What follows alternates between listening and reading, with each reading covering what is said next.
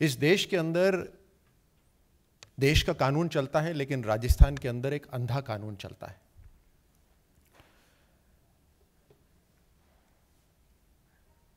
(2019, 2020)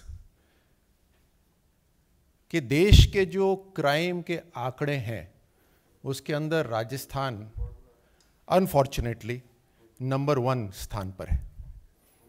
महिलाओं के ऊपर क्राइम पर नंबर 1 स्थान पर है।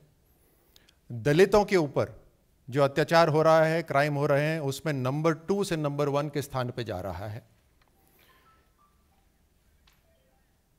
राजस्थान की सरकार का एक ही लक्ष्य है और उस लक्ष्य के कारण यह सब हो रहा है, सत्ता में बने रहना।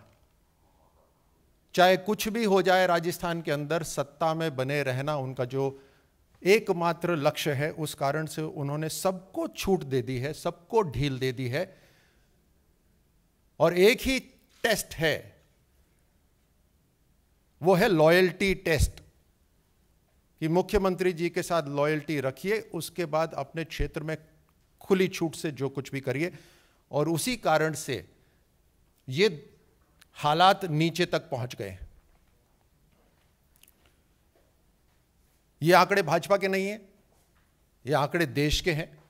और अभी तो लेटेस्ट आंकड़े आए नहीं हैं, लेकिन उससे पहले भी मैं बता देता हूं कि 2020 तक 50% वृद्धि हुई है महिला अत्याचार के जो केसेस हैं उनके अंदर।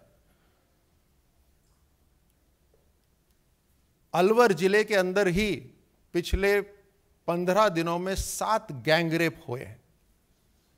मुझे शर्म आती है शब्द भी इस्तेमाल करते हुए, लेकिन असलियत जनता तक पहुंचे ये निहायत ही जरूरी है। इनके जो लीडर हैं वो अपने महलों, काल्पनिक महलों में रहते हैं, किताबों से पढ़ के बातें बोलते हैं, जमीन से जुड़े हुए नहीं हैं। इसलिए बातें तो बड़ी बड़ी करते हैं, लेकिन जहां पर अनैतिकता की आंधी आती है वहां पर मंद गांधी महात्मा गांधी के पीछे हो जाते हैं। राजस्थान में इनकी कोई नहीं सुन रहा। कोशिश करी, ऐसा नहीं। माकन गए, पांडे गए और गए वेणुगोपाल, पूरे दिन लगी बड़ी बड़ी चौपाल, लेकिन राजस्थान कांग्रेस की सरकार में नोटों के आगे कुछ नहीं चलता। और पीड़ित, शोषित, वंचित इनकी कोई नहीं समझता। और इसी कारण से एक के बाद एक वहां पर ऐसे घिनौनी करतूतें हुई हैं। और मैं आपको आप ही के द्वारा जो लिखी हुई खबरें हैं वो दिखा रहा हूं। 38% increase in crime against women. और मैं तो उसी क्षेत्र से आता हूं, तो मैं आपको बतला देता हूं, जो उनका बचाव है कि हमने केस करना आसान कर दिया, ऐसा नहीं है। केस करने के लिए भी वहां पर जनप्रतिनिधियों को जाना पड़ता है। 6 महीने में दुष्कर्म की वारदातें 30% बढ़ गई। पिछले 30 दिन में ही 550 केसेस आए। पिछले 30 दिन के अंदर 550 केस। एक भूखी महिला जो खाना मांग रही हो, उसके साथ में लॉकडाउन में रेप होता है। जयपुर में छत पे कपड़े सुखाने गई एक लड़की को उठा के ले जाते हैं। आप राजस्थान आए तो बस स्टैंड पे खड़े मत होइएगा अकेले, क्योंकि अलवर में उठा के ले गए। अपनी गाय को चराने के लिए कोई जाती है तो उसको उठा के ले जाते हैं। ये गैंगरेप्स हैं सारे। राजस्थान के लिए कानून अलग है क्या? और जब सवाल करने नौजवान जाते हैं तो उनको इस तरह से पीटा जाता है।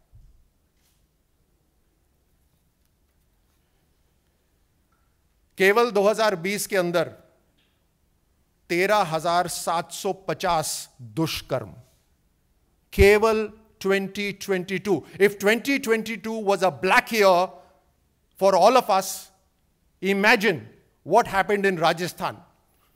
13,750 rape cases. And we are leading, unfortunately. It's the wrong competition we are winning in Rajasthan.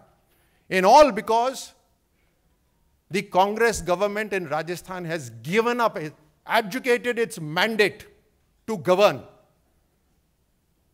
They have only one objective: remain in power irrespective of what happens.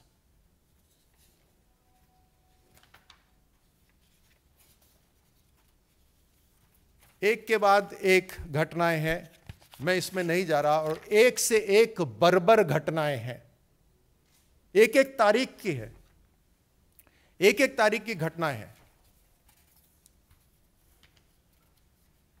Law applies differently in Rajasthan it seems.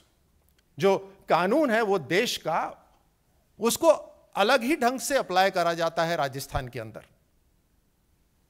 हत्या किसी की भी हो और कोई भी करे, उसके बाद न धर्म, न जाति, न वर्ग, कुछ समुदाय, कुछ नहीं देखा जाना चाहिए, यह देश का कानून कहता है। और मीडिया में हल्ला भी होता है, सही होना चाहिए।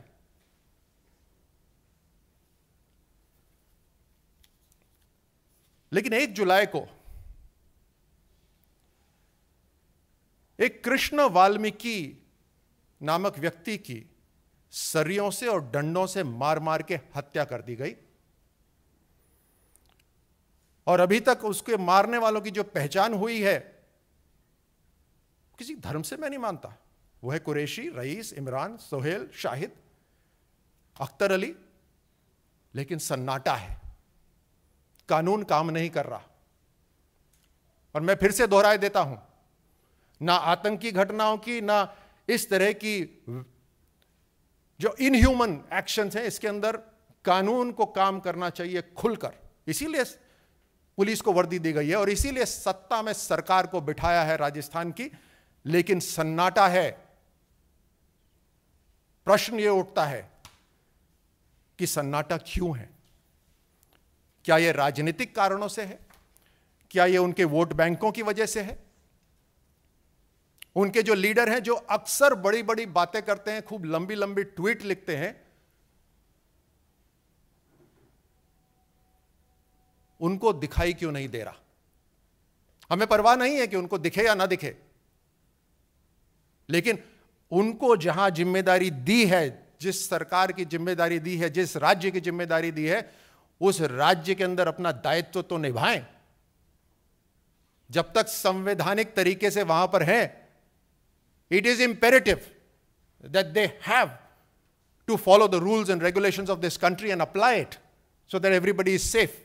और क्योंकि जनता सुरक्षित नहीं है, यह हमारा कर्तव्य और हमारा धर्म बनता है कि हम इस बात को आपके सामने दम खम करके उजागर करें कि ताकि आपकी कलम से इस देश की जनता जागरूक हो और देखे किस तरह से अंधा कानून राजस्थान के अंदर चल रहा है। मैं आंकड़ों में जाऊंगा, मैं पढ़ के सुनाऊंगा तो वो एक एक गैंगरेप मात्र आंकड़ा हो जाता है। ऐसा नहीं हो सकता। आप उस शरीर के अंदर घुस के देखिए, आप उस अंतरात्मा के अंदर घुस के देखिए, उस बच्ची के जीवन का देखिए जिसके साथ ये सब हो रहा है और बार बार हो रहा है। खुद को 5 सितारा होटल के अंदर बंद कर लेते हैं, चारों तरफ से कई घेरे लगते हैं पुलिस के, ताकि ना अंदर वाले बाहर जा पाए, ना बाहर से सिग्नल अंदर आ पाए। लेकिन जनता की सुरक्षा एक नाम की नहीं। यह कौन सी सरकार है? ऐसी सरकार तो हमने नहीं देखी कभी। और यह सरकार हटेगी, वहां से निश्चित तौर से हटेगी, क्योंकि जनता देख रही है इसको।